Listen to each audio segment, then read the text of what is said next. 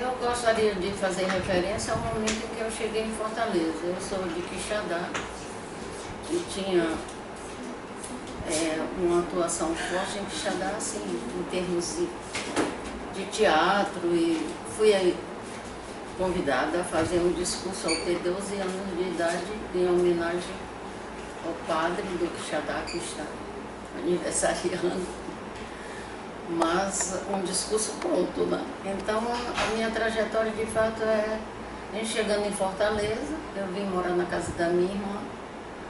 A minha irmã era casada com o filho do Jader de Carvalho, que à época era uma liderança local, um jornalista que tinha um jornal, o Diário do Povo, e que tinha uma atuação política muito forte. A minha irmã casou-se com o filho dele. O papai não queria, porque diziam que o Jader era comunista, mas o casamento aconteceu e eu tive uma influência forte dessa liderança do Dr. Jader de Carvalho e Dona Margarida Saboia, que era a esposa dele.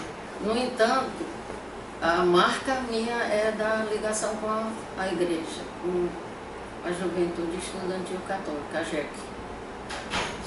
E como eu achava muito bonito o movimento dos estudantes do Liceu do Ceará, que ficava próximo ao meu colégio, na luta pela minha passagem, eu pedi para ir estudar no liceu. E daí tinha um assistente social que organizava um grupo de líderes do liceu e me chamou a participar deste grupo, e nós apoiamos a chapa de oposição à época lá do CLEC, que era o Centro Liceal do Ceará.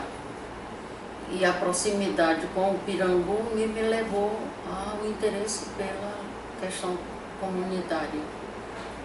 Então, daí fui fazer serviço social e em 62, já universitária, participei da marcha maior da época, que foi a Marcha do Pirambu.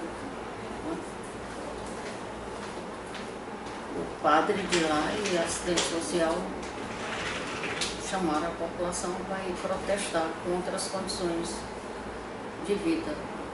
E isso marcou não só a história de Fortaleza, está no livro do Dr. Jader de Carvalho, Aldeota, como também ele disse quando o povo humilde resolve se manifestar contra os poderosos.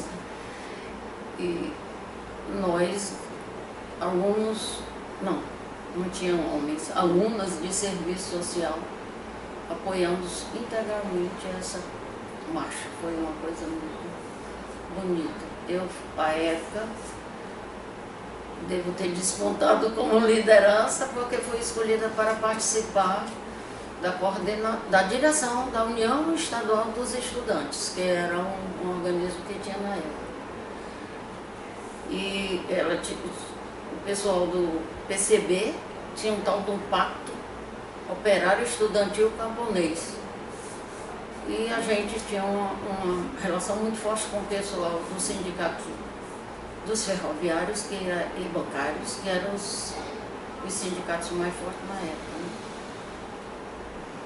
Daí, eu, formada em serviço social, fui fazer um curso de pós-graduação fora, já casada, acompanhando o meu marido, e no retorno desse curso, passei 3 anos nos Estados Unidos, onde nasceu a minha filha única, e a Andréa.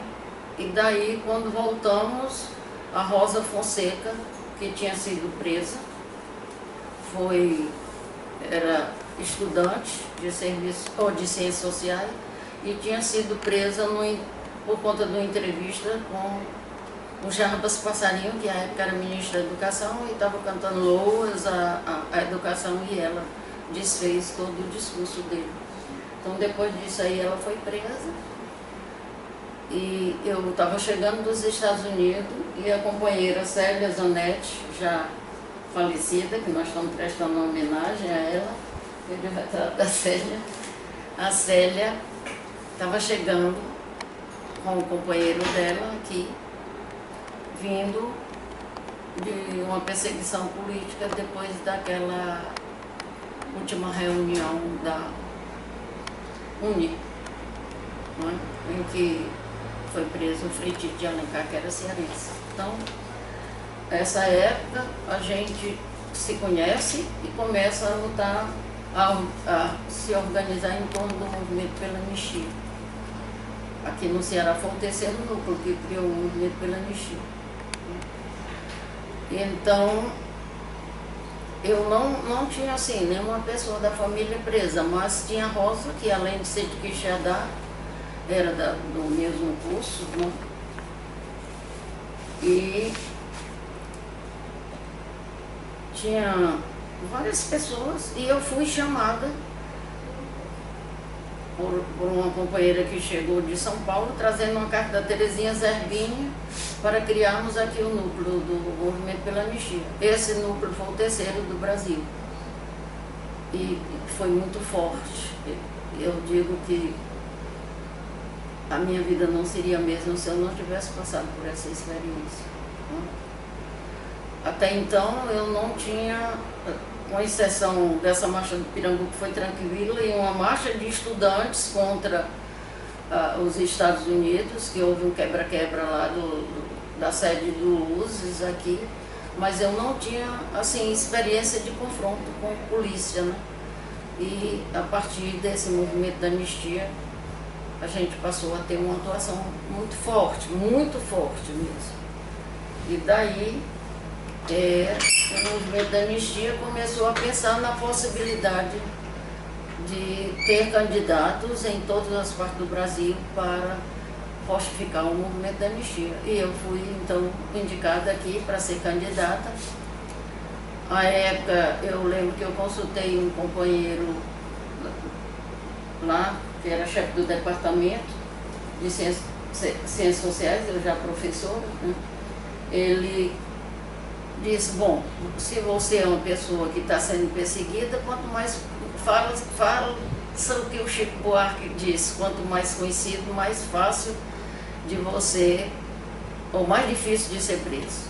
Então, eu me candidatei e fui a segunda mais votada à época pelo MDB, só tinha a Arena MDB, e eu fui a pessoa segunda mais votada. Aí você diz como aconteceu isso? Porque nós tínhamos criado núcleos de anistia no interior, não é? E eu tinha uma ligação muito forte com a igreja de Aratuba, porque o padre Moacir, que tinha sido, tinha atuado como padre no Quixadá, quando eu era estudante, ele estava como vigário de Aratuba e fazendo um movimento muito forte com as comunidades eclesiais de base. Então, ao chegar dos Estados Unidos, eu perguntei onde era que tinha coisa assim mais importante para a gente participar. E disseram que seria em apoio à igreja que o padre Moacir coordenava, que era Aratuba, e o pessoal lá em Crateús, que era com o Dom Fragoso. Então, foi esse processo muito rico, né? Da ligação das comunidades eclesiais de base com os movimentos católicos, Juco, Jeque e outros mais. E nesse momento de organização da anistia e a nossa inserção partidária. Eu nunca tinha pretendido ser candidata a nada e fui a essa época por conta da luta da anistia. E foi uma experiência riquíssima aqui, porque à época a gente leu um texto do Lenin sobre a cretinice parlamentar, e eu tinha um pavor de ser uma parlamentar cretina. Então nós criamos o CEDOP, que era um centro de aglutinação das forças existentes aqui, e ao mesmo tempo criamos um movimento do trabalho conjunto, que era a Associação de Sociólogos, era jornalistas. Então eram duas instâncias que aglutinavam movimentos e parlamentares comprometidos com a luta, né? Um diretamente o meu mandato e o outro uma coisa mais ampla, que juntava os movimentos com a anistia. E aqui nós realizamos experiências formidáveis, né? À época a gente conheceu o senador Teotônio Vilela e houve uma ligação muito forte entre nós dois, assim, do ponto de vista afetivo, também muito forte. E no meu segundo mandato, já essa questão da anistia já tinha tido frutos, né? E aí veio a ideia da candidatura a prefeita da cidade, né? Por conta da minha inserção em todos os movimentos populares. Não existia um só movimento que eu não tivesse inserido aqui. Aí vamos dizer, era um problema de liderança particular minha? Não. Era uma experiência que tinha por trás, no primeiro momento, uma organização partidária que era o PCdoB, que eu nunca fui militante do PCdoB, eu era área de influência. E foi então este momento que já existia o PT e começou a discussão se eu não seria uma boa candidata a prefeita pelo PT. Então, nós fomos ao interior, porque eram muitos diretórios que a gente tinha ligados, né? E começamos a discutir a proposta. E daí eu fui candidata a prefeito. Também no sentido de fortificar os movimentos populares, não era no sentido de eu ser prefeita dessa cidade, não. Então, à época nós solicitamos do autor da música Maria Maria e saímos com essa proposta de foto e na discussão o que é que bota aqui na frente, um dizia simplesmente Maria e o outro não, uma força que nos alerta. Aí saiu as duas, simplesmente Maria e atrás o retratinho. E há um dado interessante, que à época existia assim, as pessoas me consideravam uma figura polêmica porque eu era ligada à igreja, defendia a luta pelo socialismo, era uma pessoa desquitada e algumas diziam que porque eu apoiava um movimento homoafetivo que eu era na época diziam os mais diferentes nomes, né? Que eu era sapatão, que eu era lésbica, que eu era. E o meu retrato como prefeita saiu, bom, eleita prefeita, que no primeiro momento ninguém esperava. Nós continuamos com a mesma sistemática, ou seja, como a gente dizia em todo momento, o PT vai governar com o Conselho Popular. Então, todo o nosso esforço era de dar continuidade a isso. Portanto, toda a minha experiência, inclusive no âmbito da prefeitura, foi muito vinculada a organismos coletivos. Eu me destaquei assim porque, segundo todas as pessoas, possuidora do carisma muito forte, né? Mas nunca eu atuei em meu nome próprio. Eu atuava em nome do mandato que tinha essa expressão, ou em nome do movimento da anistia, ou em nome da União das Mulheres Cearenses, né? Ou em apoio à União das Comunidades de Fortaleza. Enfim, sempre tinha ou Associação dos Sociólogos, enfim. Então, ao ser candidata, ou ao ser prefeita, havia no PT uma organização clandestina, que à época participava Genuíno Neto, participava aqui os companheiros Jorge, Célia, Rosa, Guimarães, irmão do Genuíno, participava o pessoal do Rio Grande do Sul, o Genro, Tasso Genro. Enfim, aí a referência maior para mim era o Lula, mas eram essas pessoas que na minha compreensão tinha um pensamento mais avançado. Então a minha ligação era mais com o pessoal do PRC. Aí o que é que aconteceu?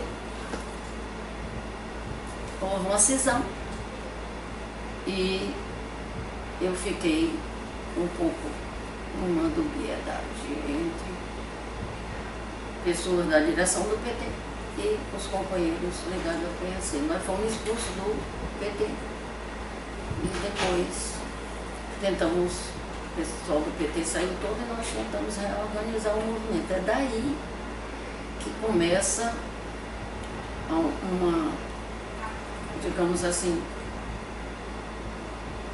uma opção nossa por compreender algo além do marxismo tradicional. E foi quando tivemos acesso aos textos do Marx, que tratavam de uma visão diferente da que foi difundida mundialmente pelos movimentos, pelos partidos, pelos intelectuais. Então hoje, a partir daquela época, no primeiro momento eu fiquei numa posição dúbia, mas depois me defini pelos companheiros mais vinculados aqui ao Ceará, no caso Jorge, Célia, Rosa, e depois a gente avança na perspectiva de organizar um movimento que passou a ser conhecido como crítica radical. Nós conhecemos à época o Roberto Curtis, que era de um alemão. Ele veio aqui ao Ceará, só que já tínhamos ido a Cuba naquele movimento de mulheres, e essa companheira foi decisiva para não sair da Cuba ou a China, naquela marcha mundial de mulheres em 95. E nós já estávamos com essa proposta. Como vocês veem, lá está o nós de novo presente todo o tempo no meu discurso, porque quando nós fomos para lá, foi uma decisão nossa no âmbito da União das Mulheres, e toda a proposta nossa já era baseada nessa nossa nova formulação que a gente estava fazendo da crítica radical do capitalismo. Aí na China nós questionávamos o socialismo, achávamos que era capitalismo de Estado e botamos na nossa faixa: estamos aqui pela humanidade, contra o machismo, o patriarcalismo e a sociedade produtora de mercadoria. Então nós já identificávamos o que estava na China como sendo um capitalismo de Estado. E daí a questão... Então, a questão lá na China, nós questionamos o socialismo e começamos a compreender como é que o capitalismo existia nos Estados Unidos e existia na China. Aí passamos a ver que o problema não era a distribuição, era a forma de produção.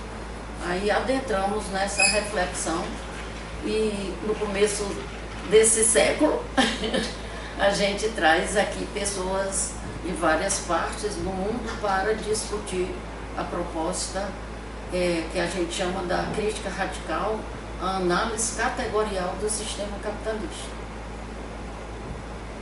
E daí começamos a nos desvincular de toda a organização de cunho partidário e depois de cunho sindical também. Então, aí a gente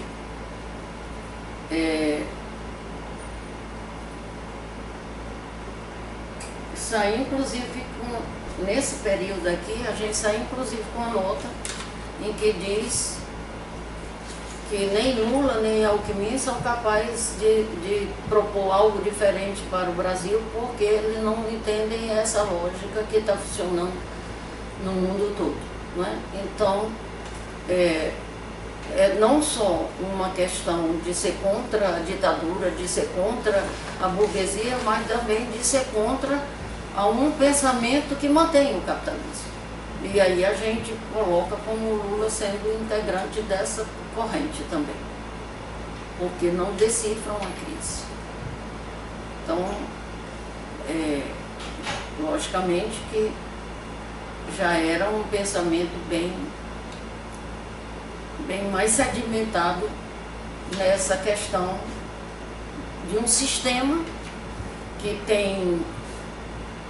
não tem a base religiosa, que criou os mitos do passado, mas tem o dinheiro como a questão que formata os seres humanos atuais. Então nós somos pessoas formatadas pelas coisas que produzimos, que se expressam no dinheiro, mas que também essas coisas nos dominam. Aí a gente diz que é a sociedade também fetichista, não o fetichismo do passado, mas esse fetichismo que o dinheiro produz nesse momento, né?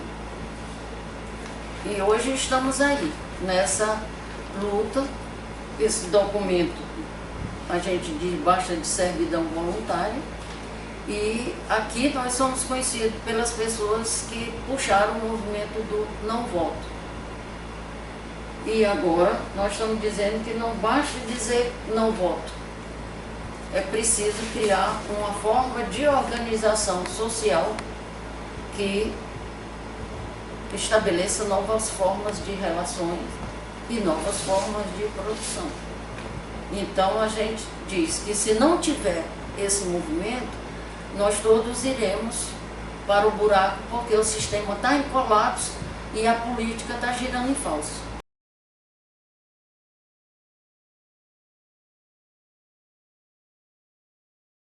Nós tivemos acesso a uma das pessoas de fora, que é Anselmo Yapp. E ele escreveu um livro que tinha um capítulo excelente, era Democracia, que é Arapuca. E ele então dizia, falando do Berlusconi e do Collor de Mello, que foi o presidente na época em que eu fui deputada federal, porque depois de prefeita eu fui deputada federal, na época do Collor de Mello, né? Então, aqui o confronto do Collor de Mello foi com o nosso grupo, aqui no Ceará, quando ele disse que tinha aquilo roxo, né? Então a gente tinha, nessa época, que eu era deputada federal, eu namorava um menino que era presidente do Sindicato dos Metalúrgicos. E foi ele que enfrentou o Collor lá e foi preso, e foi uma coisa muito legal, né? Então, esse texto do Anselmo Yapp, ele dizia que a coisa, e também a gente se baseava muito no pessoal do movimento de 68, na França, não é? O Guy Debord, a gente tinha lido texto do Guy Debord. Então, ambos questionavam muito a democracia representativa. E nós começamos também, foi tanto que esse texto aqui foi basta de servidão voluntária, porque também o texto de um jovem, Boatier, que ele dizia, porque somos tanto e tão poucos mandam. Então a gente tentava amortecer muito a ideia da representação e legitimar mais a ideia da decisão coletiva, né? Tanto que eu fui muito criticada porque o grupo tinha decidido que quando eu fosse votar pelo coisa do Collor de Mello, no impeachment do Collor de Mello, que eu dissesse nem Collor nem Itamar, democracia direta já. À época nós entregamos inclusive um projeto de democracia direta, mas também passou.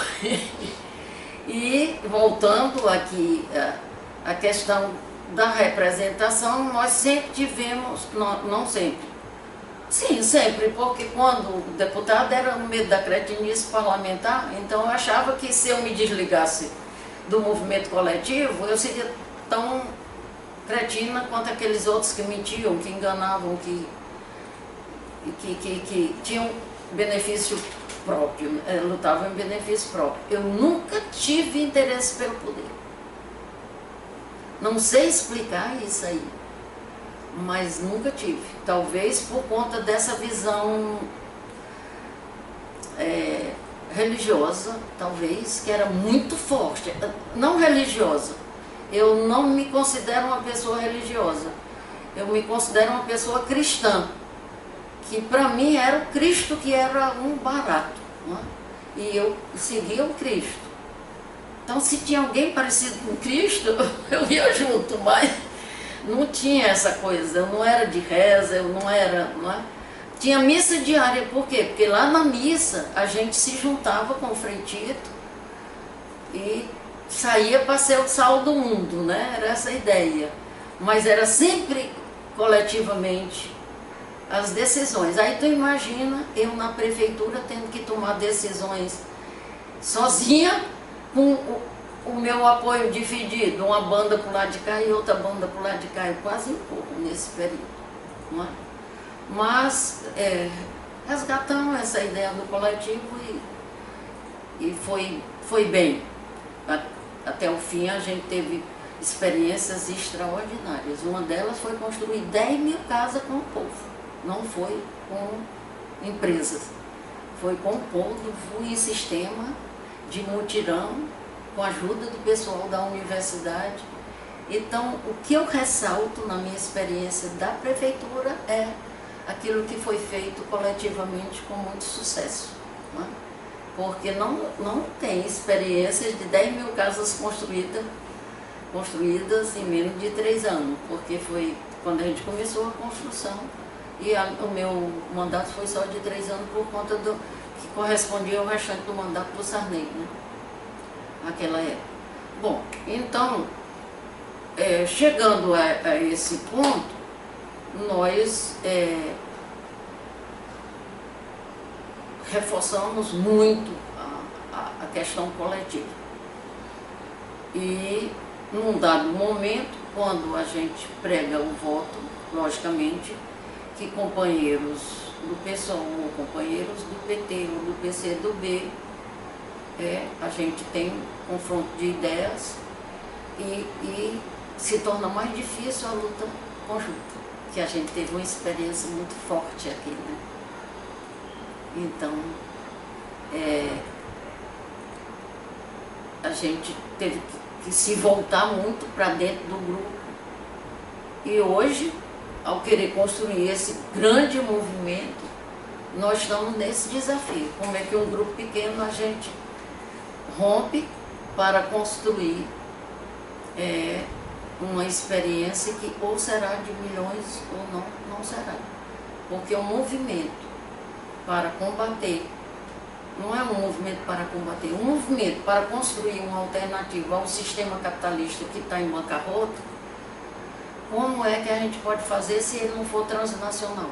Portanto, pegando pessoas do mundo todo.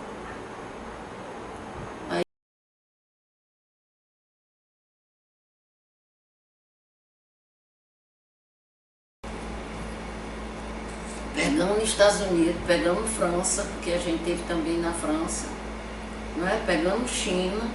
O que nós vemos é um destroço nesses locais, quer dizer, ou você tem intervenção terrorista, ou você tem, do ponto de vista, né, que pegou Itália também, né, do ponto de vista da política, é uma coisa horrorosa, né? Na época a gente analisou toda a experiência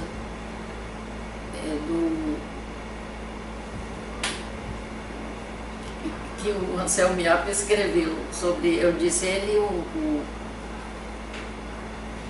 Berlusconi, né? A gente, e tinha um cara que estava fugindo lá e a gente deu apoio aqui, não? Que foi o César Battisti, né? A gente deu apoio, não no sentido só do apoio ao César Battisti, mas divulgar essa visão que a gente estava tendo, da política, que a burguesia não se sustenta se não tiver todo um arcabouço teórico que dê sustentação. Portanto, são as universidades, que você não tem 1% mais rico, como os companheiros lá dos Estados Unidos, onde nós tivemos, em Wall Street, nós fomos lá, eu e essa companheira aqui. O 1% só é sustentado por quem tem empréstimos e faz compras e se endivida, porque senão não existiria 1% mais rico. Porque hoje a maior parte da riqueza é construída pelas máquinas e não por seres humanos. Então não é o processo de exploração hoje que sustenta o capitalismo, mas é todo esse arcabouço tecnológico e intelectual e nós, como compradores, que sustentamos uma experiência que não tem. Nós consideramos que essa crise é uma crise mundial, é uma crise, portanto, global, e é uma crise que atinge o centro, principalmente, não só a periferia, e, portanto, é a crise terminal do sistema. E, portanto, não há sentido você se candidatar para dar sustentação a esse modelo. Então, toda a democracia hoje existente, não só hoje, mas a democracia, ela está em sustentação ao sistema. Então, a nossa luta dá ênfase à questão da liberdade. Portanto, você tem que deixar de ser escravo do sistema, você tem que deixar de ser formatado por esse sistema e conscientemente criar uma sociedade que a gente tem livre do ponto de vista social, não é? Não discriminadora do sexo, a sociedade do ócio prazeroso e onde nós possamos ser numa relação plena de seres humanos integrais, numa relação plena com os outros seres humanos, os animais e a natureza.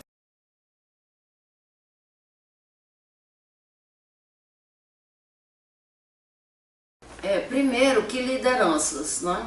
Porque se você pega liderança por pessoas eleitas como presidente, como senadores, como... Quem são eles?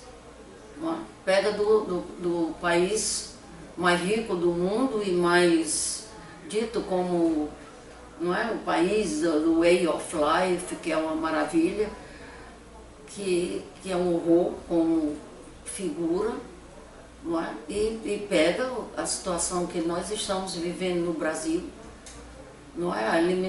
Retira-se uma presidente sob o pretexto da corrupção, o presidente que admite-se que está envolvido em mais corrupção do que a presidente sair, o presidente que tinha como referência para as populações mais pobres, como é o caso do Lula também, vinculado a isso. E se você pega Berlusconi, se você pega outras lideranças mundiais, estão ligadas com o quê? As grandes lideranças, em geral, são lideranças ligadas às grandes corporações mundiais, que são corporações de armas, corporações do petróleo, da droga e da farmacêutica, ou os bancos que estão financiando essas experiências ou são mantidos por essas experiências, né? Quando houve a queda do banco Lehman Brothers, né? O que deu sustentação foi o dinheiro da droga, para que ele não...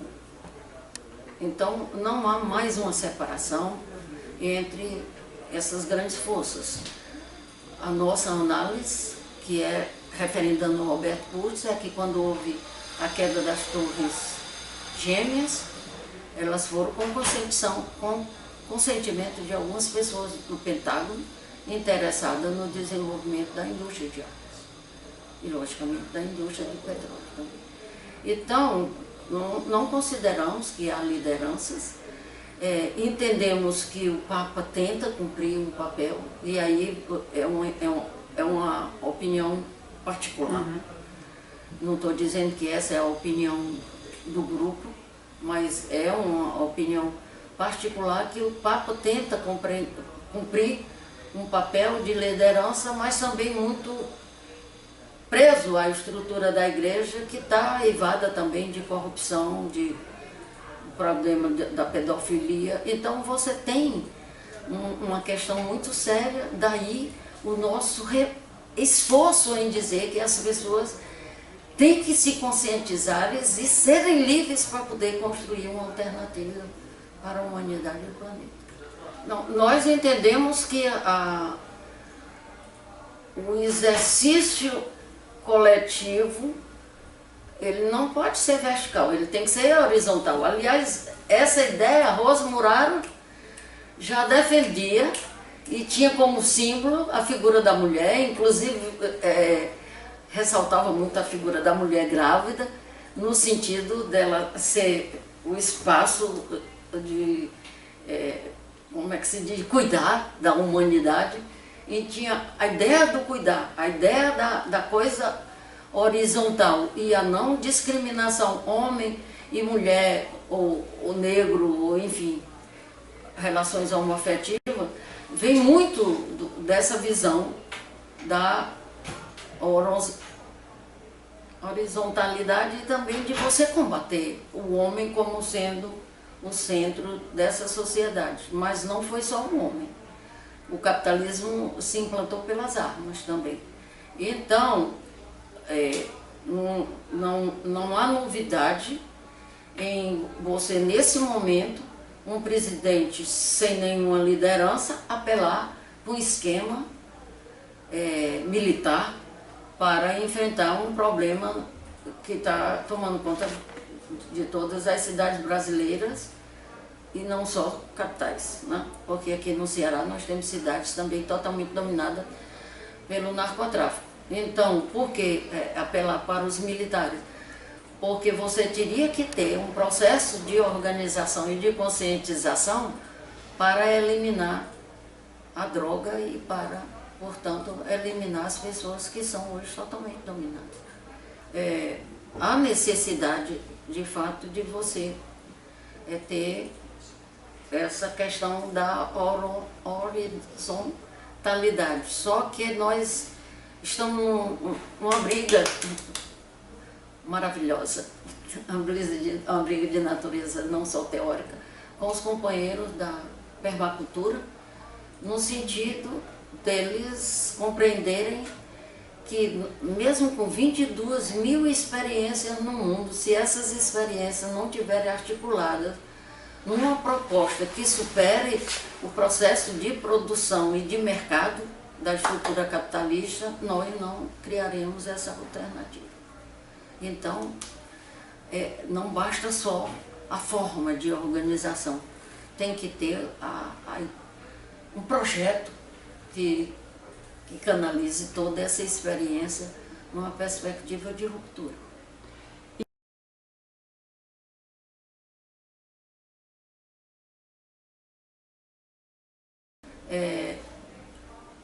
Há necessidade de um processo teórico para você compreender a natureza da crise que nós estamos vivendo e uma determinação muito grande no sentido de construir essa alternativa.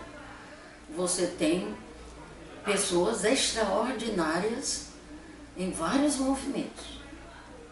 No entanto, os movimentos ficam limitados a reivindicações e levam ao insucesso desses movimentos, não é? Porque hoje quem é que está atendendo reivindicações?